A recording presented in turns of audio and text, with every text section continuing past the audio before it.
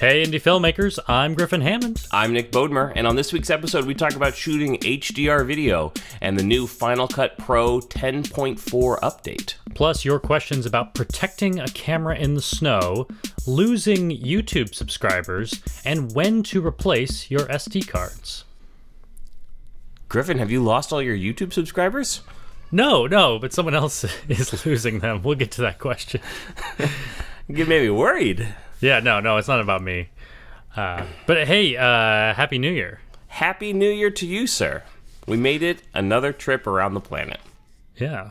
And in fact, we started this podcast tomorrow, last year, January 4th, 2017. We are almost to 1 year. Yeah. In fact, we've pretty much done a year of episodes. This is episode 48, and we've taken 5 weeks off so far.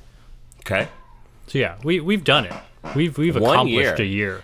I think Yeah. I would guess that a lot of podcasts that start do not make it to their first year. Yeah. So Well, congratulations to you, sir. Yeah. And Congratulations to thanks you. for keeping me along this whole time. So now that you made it a full year, it's a valuable thing. You're going to replace me with somebody more talented and better looking? Yeah, now it's time to recast. Yeah, that's what I was thinking. We need to get the ratings up for a year too. So I was thinking about a New Year's resolution I have for 2018 as a filmmaker. That I would really like to get good at HDR. High dynamic range. Yeah, because I think TVs now support it. Like new TVs can do HDR, so I should be shooting HDR video for the new standard. That's interesting. You know, I had a friend of mine just text me this morning and say, "Hey, planning on getting a new TV. Like, what do I care about? Like, when I'm looking at TVs, what matters?" And I said, "Well, you're going to get 4K because pretty much every TV is 4K these days. Yeah. But what I actually would look for is you want the new HD. Is it HD10? Is the standard for HDR?" Oh, I don't even know. See, I have Dolby such a Vision. knowledge gap there. So, you know, it's funny. I agree with you, though I haven't even considered how I would create that kind of content. So that's interesting. Well, so one thing that we could talk about today as we talk about the new Final Cut Pro update is that supposedly the whole HDR workflow should get a lot simpler because Final Cut can support it from import to export. And as I understand it, the cameras we've been using for all these years have already been shooting a higher dynamic range than TVs are capable of showing. Like when you shoot Vlog on the GH5, you're shooting this flat image profile that is capturing more dynamic range, but it has to display it in that really flat way because that's the only way you can see it on your non-HDR monitor or TV. Okay. And then you have that flexibility in the color correcting, but then you are still exporting generally to a non-HDR display. So you're kind of like crushing everything back down to export it. So presumably, if the workflow gets easier, we should just be able to keep using the same cameras, but our TVs will do a better job of displaying all that wonderful range that they were able to capture. But it is going to change our workflow a bit, right? Am I correct in assuming that if the camera is writing an H.264 file, we're already losing some of that dynamic range? You can't get HDR out of the H.264 encoded video straight from the camera? That sounds like a plausible thing, but then again, like if I'm shooting Vlog on the GH5, it's encoding it as, everything is encoded on that camera in H.264 in various bit rates and bit depths, but nothing is, ProRes coming out of that camera. Why did I think it was H.265 on the Vlog? Did I make that up? The Panasonic GH5 uses H.265 to encode some of the. I don't think it does 10-bit that way, but it does do the anamorphic that way. Okay. It's like some of the more processor intensive modes, but no, I think you could still shoot. Yeah, Vlog is still H.264. Okay, shows what I know. But see, yeah, this is the stuff that confuses me. Is like, how do I know that I'm getting the most dynamic range out of my camera, that I'm encoding it correctly in Final Cut? I know that I've been using the Atomos the Atomos Ninja Inferno recently. Yep. Which helps me shoot more dynamic range just because it lets me display vlog in the monitor with a LUT that looks normal. I suppose I could do the same thing with the camera. I could load a LUT into the camera, but then have that vlog range in the edit. I guess generally we're like exporting everything towards like a Rec 709 sort of output, and I think the HDR standard is called Rec 2020, or maybe it's also called BT 2020. I can't remember all these phrases, but I guess that's kind of the key here, is shooting something and then being able to export the like 709 version that's going to go to all the regular TVs and go out to YouTube, and for all the, for 95% of your audience, they're going to watch it the normal SDR way, but then you also need to encode it with like the 2020 color space and the metadata that says, hey, if you have an HDR TV, you should be watching this version on YouTube, because I think YouTube supports HDR now too. But everything has to change, right? Because can our computer displays output HDR? I think they're probably SDR mostly. Yeah, that's what I'm thinking. Yeah. I think the only two, I think maybe I have 3 displays in my house that are HDR capable. I think my iPhone 10, my iPad Pro, and my 65-inch Vizio will do HDR. I don't think any of my computer monitors will do it. Does that sound right? That does sound right. And if I can, tell me if this sounds right. I'm still like trying to wrap my brain around what HDR, the definition of HDR. But my understanding is a standard dynamic range television can do 0 to 100 nits of brightness. A nit is a measure of brightness, right, for a screen? Yes. Yeah. So 0 to 100, like that's SDR. HDR can do 0 to 1000. So all along, we've been taking all this light information that our cameras shoot and say, well, we're going to have to squeeze it down to a 0 to 100 range for our TVs to show. And now the newer TVs can handle a much greater range, so we can have a lot more details in the shadows and in the brights. And these HDR TVs are actually brighter too, so they put out a lot more light. So I think that's the fundamental difference. Interesting. All right, I just found some interesting info I'm going to share. Okay, so Rec 709 is the standard HD color gamut, right? Right. Then you may have heard of DCI P3. That's what I hear when talking about Apple devices a lot. The iPad Pro and now the iPhone 10 are DCI P3 color gamut, which is the same as HDR10. Okay. And then Rec 2020 is even better than that, has more colors than even HDR10, and that's Dolby Vision. Right. Well, yeah, I forgot that not only are we talking about dynamic range, we're also talking about colors. Yeah, so it's really 2 things. It's brightness and it's how many colors it can display. Yeah. And my understanding is that Rec 709 could only handle something like 1/3 of the colors that human eyes can see. And I think now with Rec 2020, it's up to like 75% of the colors that we can see.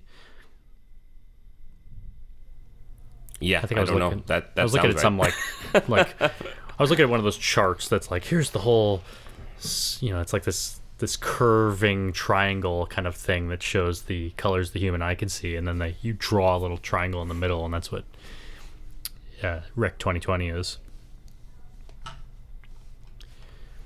So let's talk about what the new Final Cut Pro 10 release has done. I guess in the last couple weeks they came out with version 10.4. So this is the 4th major update, and again it was free, like every update that Final Cut 10 has ever had since 2011. Yeah, it's been a pretty good deal for what did we pay? $300 for that software? Yeah, like 6 years ago. So they released 10.4 right alongside the new iMac Pro, which by the way looks awesome. And if you want to buy me one, Griffin, I will take it. Not gonna happen. You got 10. You got 10 grand for a new iMac. The big thing Apple's pushing is 360-degree virtual reality video editing. Yeah. So I don't know if that's something you're interested in, but I think that's pretty cool. So it sounds like you can, with the new one, I mean, I've even seen this just playing around with the new 10.4. In some of the menus, there's like output to headset. So presumably if I had, like an Oculus, I could plug it in? Yeah, I don't think the Mac supports Oculus right now. The Oculus seems to be kind of staying PC only, but the HTC Vive, which works with Steam, is supported on this new iMac Pros and other Macs, though the other Macs don't usually have a big enough GPU to push it. And yeah, you can live preview in a VR headset as you're editing, which is pretty cool. That would be super helpful. Yeah. Yeah, I mean, if you're gonna create that kind of content, you want to see how it's really going to be consumed. So I think that's awesome. So and my only 360 headset is a PlayStation VR. There's no way I can combine those, can I? No, nope, unfortunately not. Yeah, and I've got the Oculus right here. Oh, I've got too many cables. So at the moment, you and I both have Final Cut 10.4. We both have VR headsets, and neither of us can use them with the software. That's correct. That's correct. I wonder. Yeah. So we'll just have to get the HTC Vive.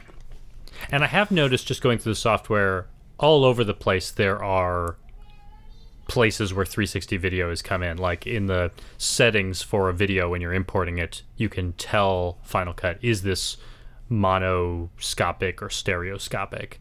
I suppose sometimes that metadata could get lost, and maybe you need to tell Final Cut that it's there. And then they also have a whole bunch of new, I think, generators and graphics and transitions and effects that are in the 360 space. So it's added a whole suite of tools, effects. Yeah.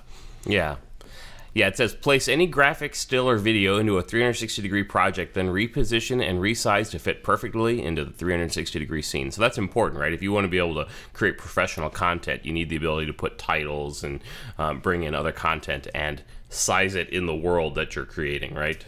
Yeah. And the ability to do that easily, I'm sure, is difficult. But then maybe more interesting for us, for what we do day to day, is the color grading stuff, right? Lots of big upgrades to color grading.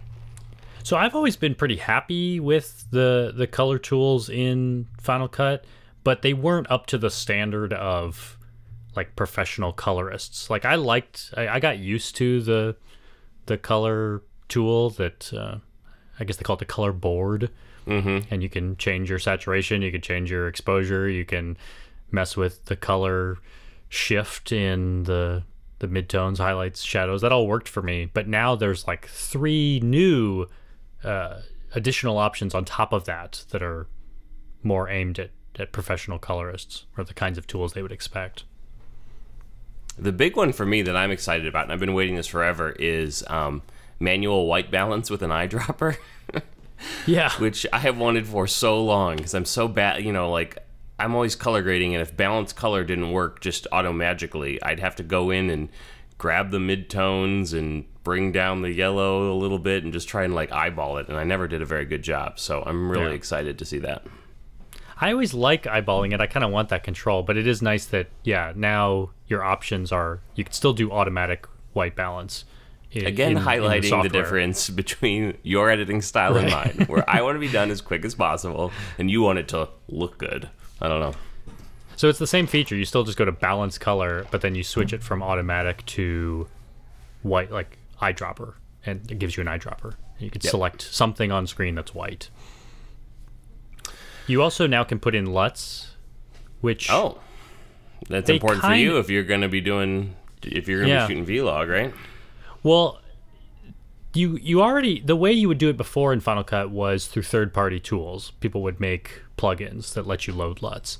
At least in the last version, in 10.3, and some of their later versions of 10.3, you could at least select, if you were using like a log, like vlog, I could at least tell Final Cut, hey, I'm shooting vlog, and that's essentially a LUT, because now it's going to interpret it differently. I think all they've added is, in addition to all those log choices, you can also plug in a LUT of your own, and tell it to interpret the footage that way. And then, of course, they've got all the support for the HDR stuff that we just talked about. Right.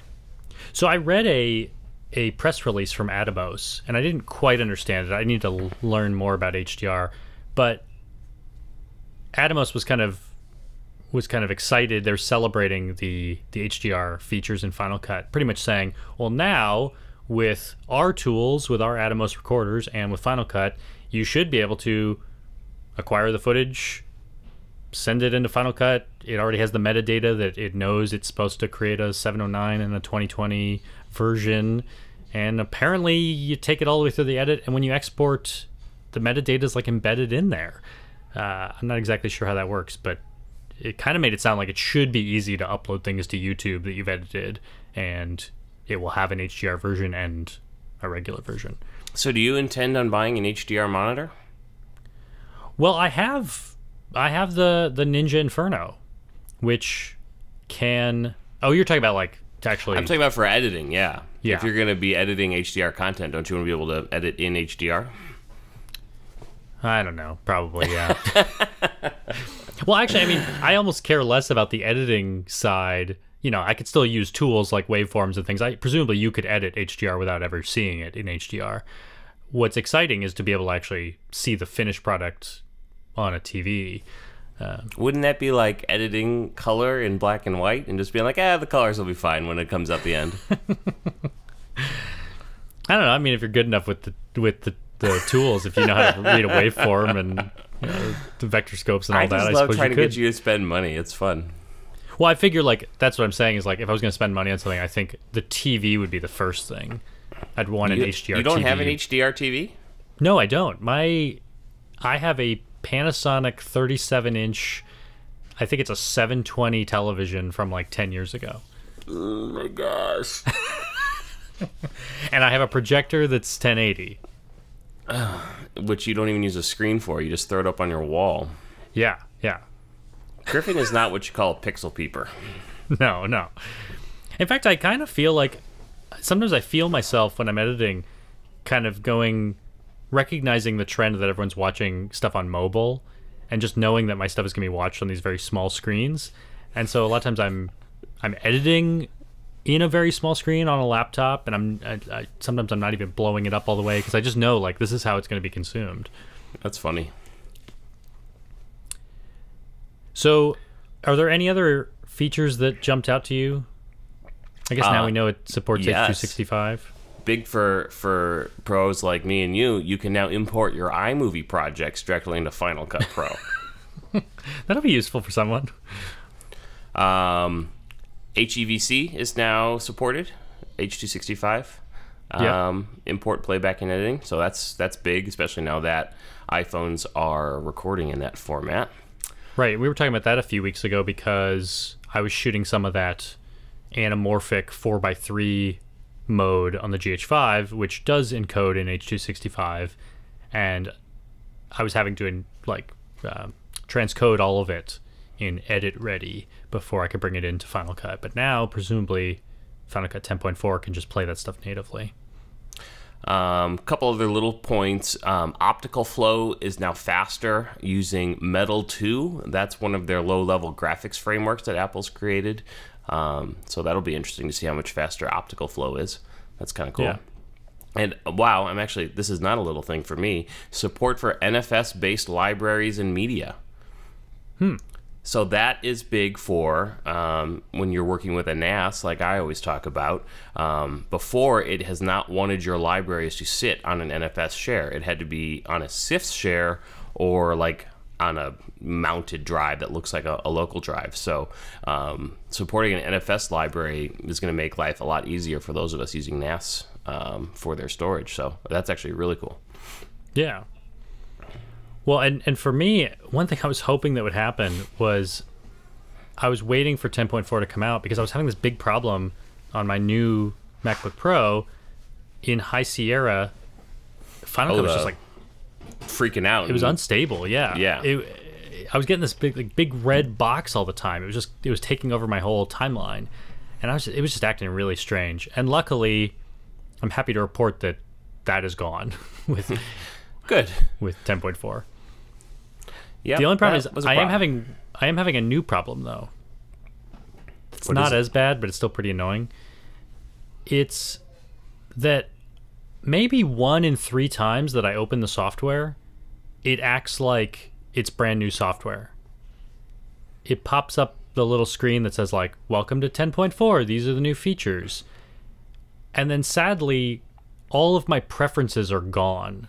Oh my gosh. Like, it's little things, but it's like the audio meters aren't on the screen because that's like an optional thing I have to turn on. Whereas normally if I should be able to turn off the software and turn it back on, everything's in the same place. Like the snap feature is turned off by default. The audio skimming is turned on by default, which is where when you move the playhead around, it makes noises. Can we ask whoever would want that on? I don't understand why that would ever be on by default. Yeah, I don't know. Like, I guess it's kind of useful when going through your bin, but yeah, do it through the timeline. I don't like hearing everything at high speed as I move the playhead around. Yeah, so I always turn that off. Background render is always on by default, and a lot of times I turn that off, so every time the software resets the preferences, that's on again. Why do you turn that off? Just to save battery life or something when you're mobile? Well, the way that I edit, I put so much stuff in the timeline to start. Like doing a documentary piece, I'll put 20 minutes of interview in the timeline. And I might color correct it in the timeline before I start cutting it up. I might do some audio editing. So it's going to want to render it because I've made some changes, but I don't need it to render 20 minutes of interview when I know I'm making a 2-minute piece. But why do you care? It stops as soon as you're doing anything, so. Right, but if I let it, if I walk away for a second and it renders the whole thing, now I've taken up all that space on my hard drive with render files that are ultimately pointless. Because, I just do so many projects that So you're concerned about storage. Do you run out of space on your laptop a lot? Yeah, I mean, I think I have a 1 terabyte hard drive right now on my MacBook Pro, and I think I've just about filled it up because I have 3 different clients right now doing big projects, and so I have 300 gigs for each project, and I don't want to spend another 100 gigs on render files. Makes sense. So hopefully I can fix that. It's funny because when I try to Google it, it's a tough problem to even Google because everyone is like, oh, well, the way that you reset your preferences, and it's like, no, I don't delete this preference file. I want them to stop resetting. So if anyone knows the answer to that, I'd love your help. Hopefully somebody can help you. Yeah. Well, in just a moment, we're answering your questions about protecting a camera in the snow, losing YouTube subscribers, not mine, yours, and when to replace SD cards. Hey Filmmakers is brought to you by Squarespace. Whether you need a domain, website, or online store, make it with Squarespace. Nick, I did make my website with Squarespace. It worked out perfect. Yeah. GriffinHammond.com is a Squarespace site, and that's actually how we upload and publish the audio files through Squarespace's all-in-one platform. And every week, that's where we post show notes. So this is at Hey.film. You can read our show notes that go along with every episode. Especially if you're an audio listener, there's usually photos. In fact, I have some photos today on the site. One is a picture that you sent me, Nick, of our GH1. Back in the day.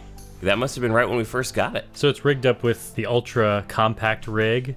And what do we have on top there? Is that an audio receiver? Yeah, that's a wireless audio receiver. That's a wireless, I think it's an Asden wireless mic receiver, yeah. So anyway, you can check out that picture. I also have a picture from Patrick Gavin, one of our listeners, who sent us a picture of an A1 bottle of steak sauce, and he's clamped, using the Pedco Ultra Clamp, he's clamped a microphone onto it. Fantastic. Great use of the clamp. So, if you don't already check out our Squarespace website, Hey.film, you should check that out. Head to squarespace.com for a free trial, and when you're ready to launch, go to squarespace.com/Griffin to save 10% off your first purchase of a website or domain. Well, our first few comments today are several reactions to last week's episode. We talked about licensing music from audio libraries, And I talked specifically about Artlist, which is the one that I'm currently using. But I do want to mention that we got a bunch of YouTube comments, like one from GFF Matt, who said he's been using soundstripe.com for 2 years. He says it's the best value by far, great quality music, beautiful website, and very budget friendly. Noah Brogdon also chimed in and said he likes Soundstripe, that it's almost $70 cheaper than Artlist. And Eric Marrow says he's been using Soundstripe and loving it.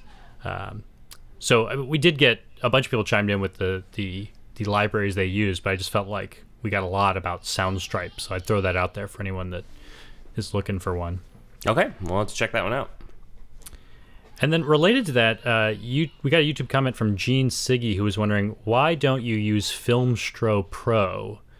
Are you familiar with that tool? No, that's new to me. So I think I've actually played with it. I think I downloaded a trial once. The idea is software? that, yeah, it's like a plugin for Final Cut and Premiere, maybe some other editing programs. But the idea is that the audio library is there in your editing software.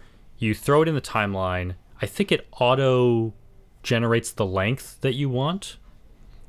And then you have these slider tools. You can move around like momentum up and down to change the momentum of the song. You can even keyframe them. Didn't the old editing software we used have something like that back when we were like in high school? This was Studio DV by Pinnacle. Yes. And I think it had some built-in music, which I remember we had so much fun with in high school because it was like really epic music. Yeah. And it would auto-size it, and it would, loop parts to make it fit exactly right, and you could kind of pick when you wanted it to swell up and things like that, right? Right. Yeah. I think this is a much more advanced version of that. But I think my reaction when I tried that was, this is cool, but still I even want a lot more control over the music. I don't want to just tell the music what, how much depth and power and momentum we want right now, and then you figure it out. I kind of want to be the one that cuts the song, makes those choices about exactly what's going to happen. This sounds like good software for someone like me who wants to do less work. Yes. And I can't remember how Filmstro Pro works, if you have access to their entire library or if you're paying to add new songs to the library. I can't remember. And then we also have another music question from Dylan Lloyd. Hey, Griffin, big fan of the podcast. Have you ever worked with an original score for your documentaries? And the answer is yes, you have. Yeah. Roy D. Magnuson wrote the score for Sriracha. And so that was several pieces. That was like the opening song of the film. There was a piece in the middle and at the end. Actually, a couple pieces in the middle. I think there was like 3 or 4 distinct tracks that Roy recorded for me. And how did that work? Did you have the film edited and then they sat there and watched it and actually played, or how does that work? Well, it was funny because neither of us could agree on how best to do it. I wanted Roy to write something so that I could edit the opening of the film to it, because I love to edit to music.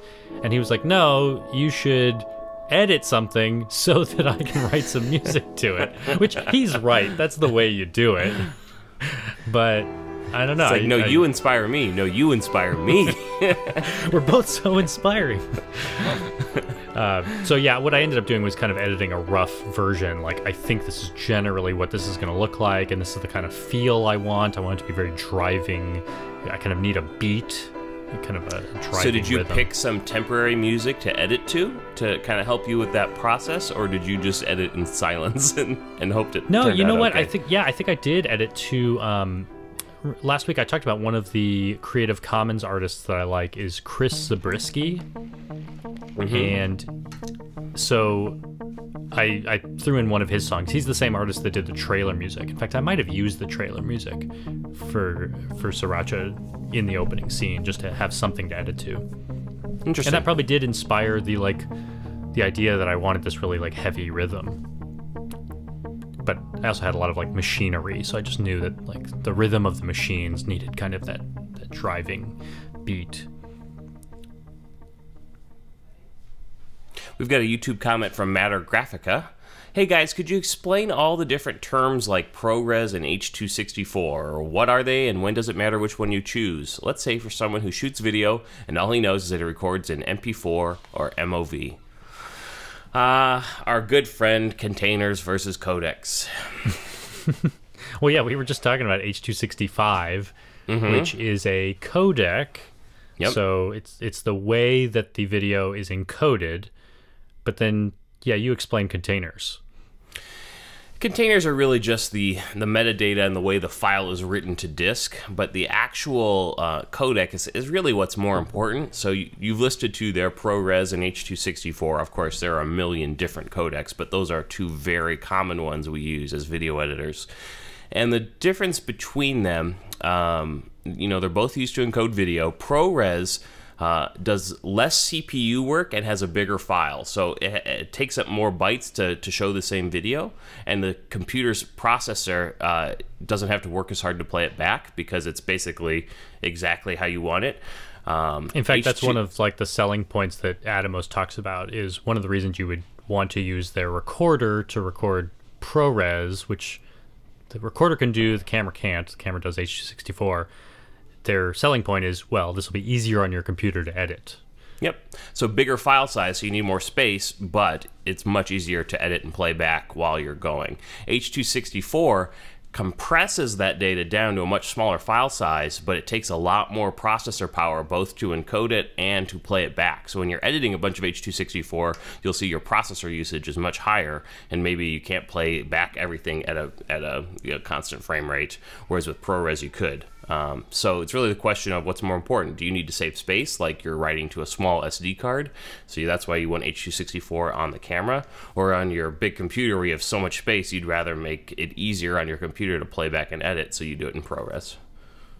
It's basically like, say you have a text document. ProRes is you just write all the words out, and it takes up the whole thing. And with H.264, you're using shorthand and code to make it a lot shorter, but when you go back to read it, you have to like figure out what each word actually means, so it takes longer. Yeah, that's actually great. That's a great analogy. Just came up with it right now, my friend. Pretty good. the stenographer analogy for codecs. And then the container is just the extension, the .mp4, the .mov. Exactly. And .mov is what Apple likes to use for video files, but you'll also see like .mkv, and mp4 and mov really accomplish the same thing. Yep. And then ProRes is mostly also an Apple thing. You see that with Final Cut. Correct.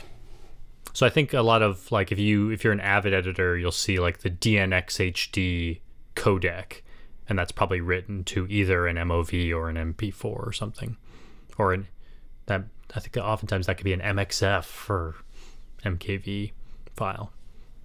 Yep. Worry less about the container, more about the codec. That's yeah, really the codec what's going to matters. affect your playback and processing and file size.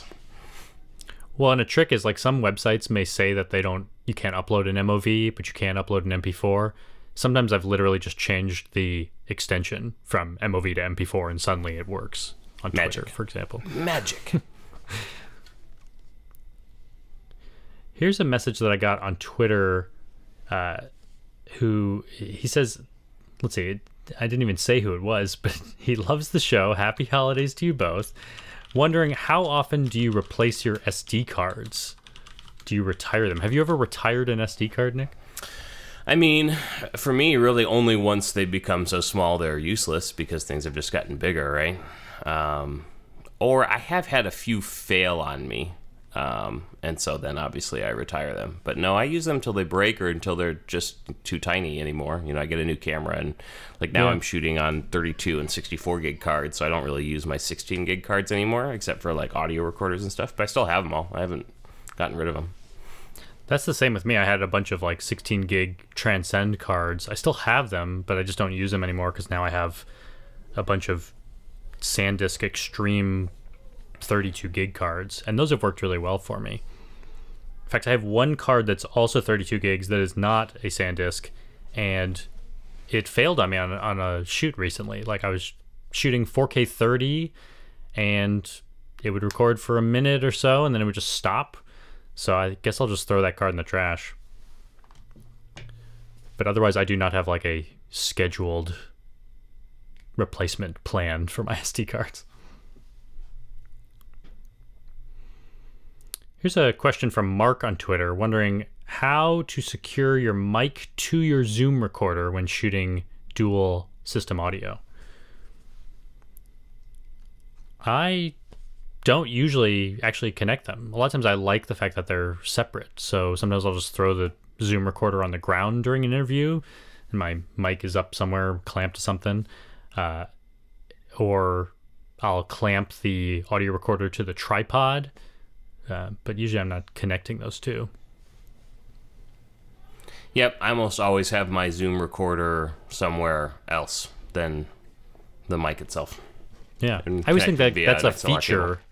That's a feature of an audio recorder, is that it doesn't have to be connected to your camera. It can be in your pocket. I've done that a lot, or put it in a bag. Yep, and then nice little XLR cable, and then wherever the mic goes, the mic goes. Yeah. Let's see here.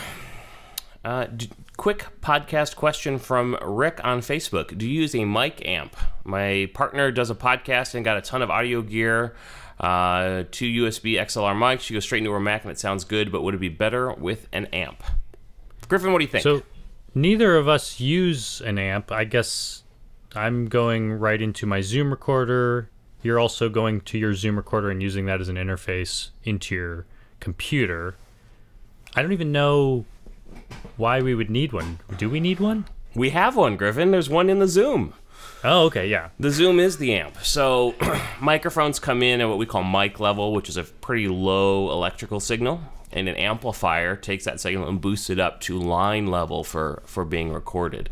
So we use the Zoom. I have an H4n. It has a built-in amplifier that does that. I think Rick is talking about a dedicated USB audio interface that has an amplifier built into it as well. So yeah, if they're using a USB mic right now that goes right into USB into the computer, the amp is built into the microphone. So if you're using a mic in anywhere, you have an amp or your microphone's not working. It's just, where's that amp hidden and how good is it? So in a cheap USB microphone, the amplifier might be lower quality, which is why some people use a dedicated amplifier audio interface to improve that. But there's already an amp somewhere. Is this related to either phantom power, or I hear some people talk about preamps? Yeah, in this case, it is a preamp. Yeah. A true amplifier is really what would take, like what you'd hook a speaker up to. So these are preamps we're talking about, but I think that's what he's asking. Yeah. Does that mean like a mic that has a battery in it doesn't need an amp or preamp? The battery's probably for phantom power, which is a little different. That's actually just to power the actual microphone piece. Okay. Shows how much I know. It's okay. It's okay. So, I mean, would it sound better with an amp? It just depends how good the built-in amplifier is on the microphone. But potentially it would. If the mic only has a USB out, you're really not going to be able to plug that into any kind of other amplifier because it's all integrated. So, cool. Here's an email I got from Chris. He says, I find that when I get out of my usual office and go to a coffee shop or library to do editing, I'm more productive and happier with the laborious task of editing. Do you and Nick have any habits or environments you find help with your editing creativity or concentration? Well, I can tell you for a long time, I had a commute on a metro train to and from Chicago, and I would edit during that 1 hour train ride, just sitting on the train. And it was great because it was like dedicated time. I knew I had really nothing better to do than edit, so it was really easy to sit down and get stuff done. I don't love editing. So, when you're doing wedding videos and stuff and just trying to crank stuff out, it was great. And I definitely got a lot done that way. But other than that, and now that I don't have that commute anymore, when I edit, I sit in my office and do it, try and keep it quiet and edit. How about you? Well, yeah, I think I do enjoy editing, but yeah, it can become laborious. And I think the two tricks for me to stay focused, because it can be easy, especially working from home, to be distracted and look up something else on the internet. And I find the two things that are important are, I've heard this tip before, that you should dress in your home office like you're going to work. Yeah. Like, I don't need to wear a suit, but it's like, I shouldn't just like roll out of bed and come and work. because I'm just not gonna feel like I'm in the office. Like I need to actually like take a shower, get dressed, and get to work. You know, think of it that way. We all appreciate when you take a shower. Right. Thank you. And then 2 is just is my eating. I feel like my eating becomes really important when I'm working alone. I feel like I have less adrenaline when I'm not around other people, so I can't eat bad food that knocks me out and makes me sleepy. So I try to eat responsible things, proteins and vegetables, and you know, so I have like a slow burn. Lame. I guess metabolism is important when editing. So, did you see my video that I made over Christmas? I filmed some birds outside. I did. And so we got a question. This was a video that I shot for my cat because I saw some birds out in the snow and I thought he would like looking at it. Only Griffin says, I know, I'm going to make a video for my cat to watch. Well, I saw it and I know that he likes watching videos of birds, but so many of the bird videos that I see online have way too many birds in them. And his hunting instinct, like if he sees a group of 10 birds, he'll stare at them, he's interested. But it's not until there's one bird that he will approach, because now he thinks, as long as that one bird doesn't see me, yeah, the other ones will alert. So when I saw just like one bird at a time jumping on this bird feeder and getting in the snow and they were knocking snow around, I just thought like, this is the perfect visual. He'll like this. So I put my camera outside, and we got a tweet from Gabor in Budapest, Hungary, who's wondering, how did I protect my camera out there in the elements? I'm guessing you didn't, because it's freeze-proof and waterproof, right? Yeah, the GH5 camera body is freeze-proof. It's splash-proof, which I think the distinction from waterproof is that I could not dunk this thing underwater, but I should be able to get it wet. I've used it in the rain plenty of times. And I did notice the snow, maybe it was just close to freezing temperature. So the snow was melting a little bit on the camera. And so the camera was wet, but it was fine. I was shooting with my 25mm prime, the f1.4. I'm actually not sure if that lens is weatherproof, but it did okay. Nothing now failed. Tell me if this is true. I've heard if you have your camera out where it's really cold, you want to be careful when you bring it back inside, like put it in a camera bag or something where it's going to warm up slowly. Have you heard this? Well, yeah, because no, actually, I haven't heard that, but I'm thinking of kind of the opposite. Like when you take your camera into a cold space, or no, it is what you're talking about. When you bring your camera back in, it's really cold. Mm-hmm. So it'll condensate on the camera. The water in the air will be attracted to your cold camera, right? Right. Yeah. As the air warms up, yeah. Do I have that backwards? Now I'm confused. Yes. No, I was wrong. You were right. Yeah. Yeah. And the concern is the air that's inside the lens, because the lenses are not airtight. Right. That water could condense inside the lens elements, which really can be troublesome. Yeah. That's a good call. I would say even with a freeze-proof camera, you want to be careful that it warms up slowly after it's been out in the cold. Yeah. I did not heed that advice, so now I know. Well, it's probably pretty dry too where you were, which helps. But yeah, I suppose bringing it back into like a rainforest would not be good. Right. After the freezer. The other thing I did with that was I actually used the Wi-Fi function, and because I didn't want to just run the camera for 20 minutes waiting for a bird to show up. So I turned on Wi-Fi and just sat inside with my phone, and the phone can control the recording. And I even changed some aperture settings. Like you can change almost all the settings on the camera that way. I enjoyed how when too many birds showed up, the little thing comes down to close the thing. Is that an anti-squirrel measure, I'm guessing? Yes, yeah. It's funny. And it works well. The birds seem pissed off about it. They're like, whoa, what's happening? Good. So our last comment today is actually not a question that was directed at me. It actually only came to my attention because another one of our listeners tweeted an answer about me, kind of like at replied with me in it.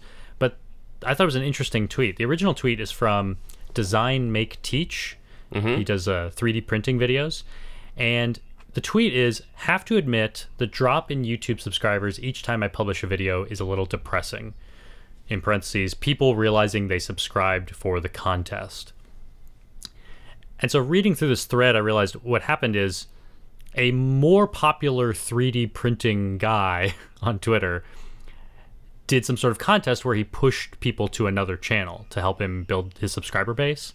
Oh, okay. I'm not sure what his original number of subscribers were, but I think now he's up at like 2,000 or 5,000 or something. He's in the thousands of subscribers now. But I'm guessing what he's seeing is that every time, well, actually, no, he posts the actual chart here. It's like every time he posts a video, he loses like 50 subscribers.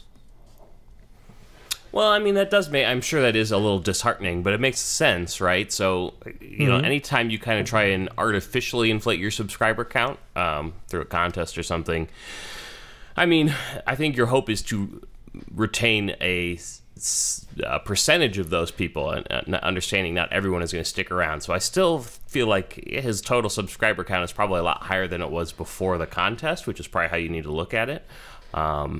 But it's probably not reasonable to expect that everyone who subscribes for a contest is going to stick around. You're just hoping that, you know, maybe you can get 10% of those people to be like, oh, I actually do like this content, I'm going to stick around. Yeah. Well, and I think it makes sense that you would be discouraged by that, but I wouldn't let the number of unsubscribes distract you from the number of subscribers you're gaining. Like, you know, if every time you make a new video, you get 3 new subscribers and you lose 50, it looks like you've only lost 47, but you are gaining some people. And it's natural that you're going to lose subscribers every time you publish a video, even if you're doing well, because it's only when you upload a new video that people that should not be a subscriber of yours, people who are not a natural fit for your audience, that's the only time they'll notice. Yep. that they shouldn't be there. So I noticed this with Indie Mogul. We were getting, when I was running Indie Mogul, it was a net positive, but of course all of our unsubscribes were happening every time I published a video. So there's this temptation to be like, well, I should never upload again. Then I won't lose these people. But of course that's not a good alternative. So I think you just have to just deal with the fact that you are always going to lose people when you, but it's like sending out emails. If you have an email subscriber list, every time you send out a new email, that's the only time unsubscribes will happen. Makes sense. Yeah. So I wouldn't let it get you down. It happens to everyone. There's always going to be that correlation. The other thing you could do is be like me and not have subscribers, and then no one, and then you don't care. Right. Or just never look at your subscriber chart. Let's see. How many subscribers do you think I have, Griffin? I don't know. You have like... I have like one video I've ever made. I'm guessing you have like 200 subscribers? Not quite. 144. Okay. I was in the ballpark, yeah. You're in the ballpark. What are you at now, Griffin? You're at about 500. No. You're I'm at about 70,000. La-ti-da. But Griffin, I have this great video where I win a video game, and I put the video game up. All right, so we'll put a link to your a link to your channel. Everyone go subscribe to Nick's channel, and then the next time he posts a video game Everyone video, you can all unsubscribe. Hey, actually, my hard drive video though is up to 27,000 views. Oh wow, that's pretty good. Nice job. That's great. And there's a lot of comments that I haven't replied to. I'm really bad about that. You're good about that. You seem to reply a lot to your stuff. Yeah, I appreciate questions and comments, and I do not. That's not also true.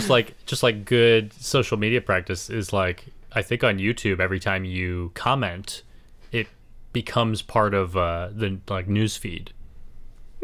So it's a way to keep people seeing your video that you are active. Interesting. Yeah. Interesting. Alrighty. We did it again. We finished our year of podcasts. We've completed. And so now a year. We're done. Well, we're shutting it down, or you want to keep this thing going? next week, because we've come to our normal, the end of an 8-episode run, and next week is our planned week off. We'll have a bonus episode, a short episode. Bonus. We'll be back with a full-length episode on December 17th. I mean, sorry, January 17th. That was in the past, Griffin. Yeah. What's that line from Star Wars? If it's in the past, kill it or something. Spoiler alert. I think it's in the trailer. Let the past die. Kill it. I know, some people don't watch trailers. I'm not going to watch a trailer for the next one. This one gave too much away. All right, let's get out of here. See you guys. Talk to you later. Bye. I'm ready. Okay, 1 second. I'm realizing if I'm only going to use one earbud, I might as well throw it behind my back. Ha ha!